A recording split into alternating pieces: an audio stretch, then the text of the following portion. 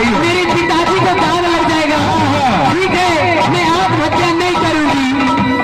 मरियो का चलिया है रानी यहाँ पर।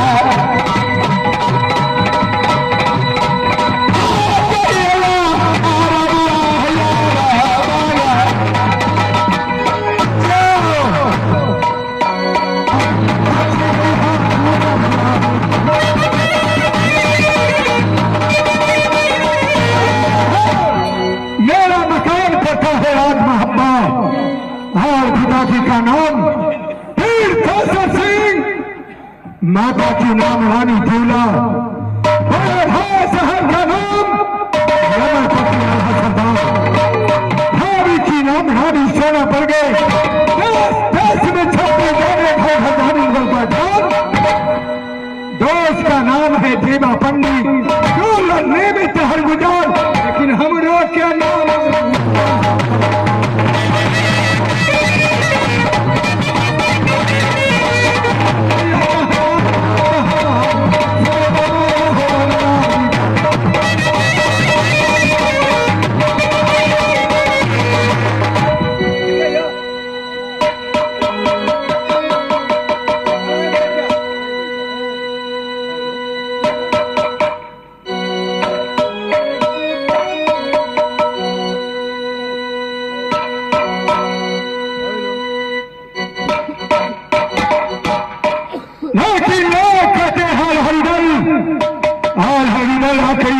जन्म में क्या था और जिस जन्म में क्या हुआ वो कहानी में सुनाता हूँ, सुनिए।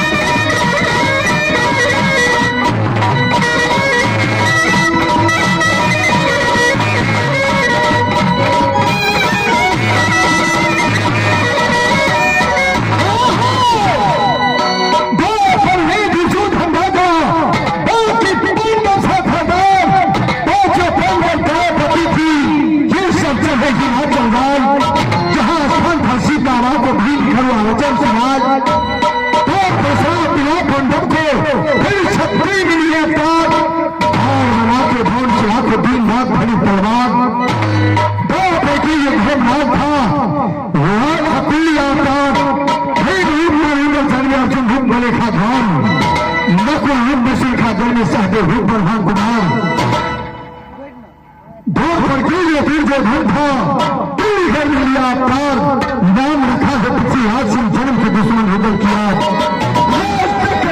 किया के युद्ध करके आज तक कोई माँ की हाल पाना नहीं लिया मोहब्बत से टक्कर ले, लेकिन मेरा दिल में एक ही अरवासा बाकी है।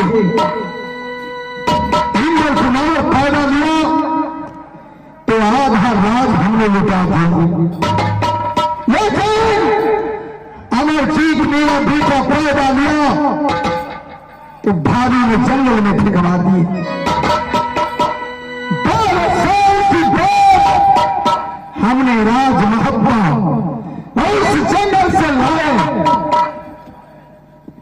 शिकार खेलने के लिए गया, उस रहस्य जगह मेरा पुत्र मिला। मैंने राज मोहब्बा जिस दिन से लाए हैं उस दिन से वकीलों को छतरी नहीं मानता है, जो कि रुदल सिंह का पुत्र है कि नहीं, सब यही सोचता है जो राज मोहब्बा को रुदल सिंह का कोई पुत्र नहीं है, कोई पुत्र है। इसलिए आज हम अपने बड़े भाई साहब के पास जाऊंगा और मैं अपना पुत्र की खुशहाली में राज मोहब्बा में मेला लगाऊंगा।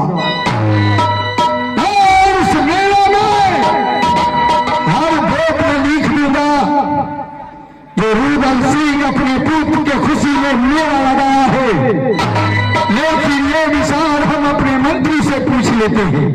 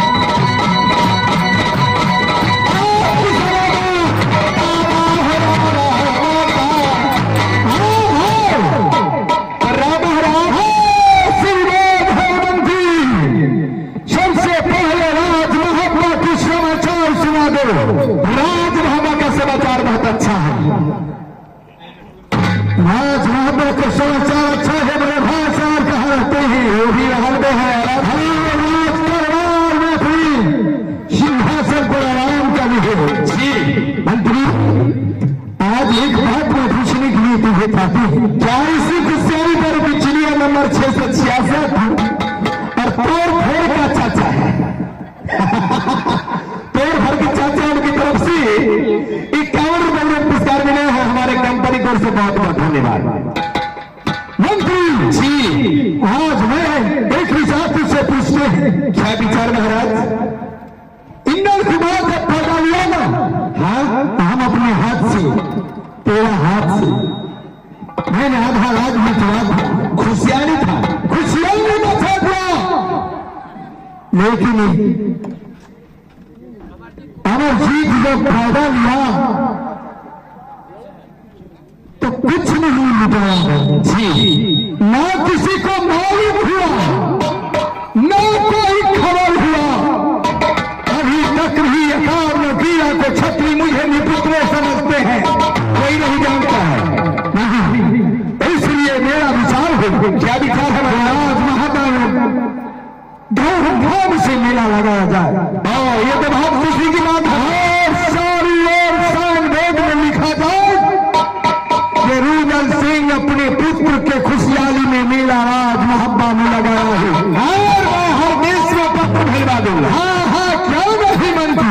लेकिन महाराज, इस राज का मालिक तो बड़े भाई साहब हैं आपके, और वो महाराज उनसे आज्ञा लेना, उनसे ऑर्डर लेना, उनसे हर बात विचार करना तो जरूरी है। यह तो बात ठीक है मंत्री, लेकिन हम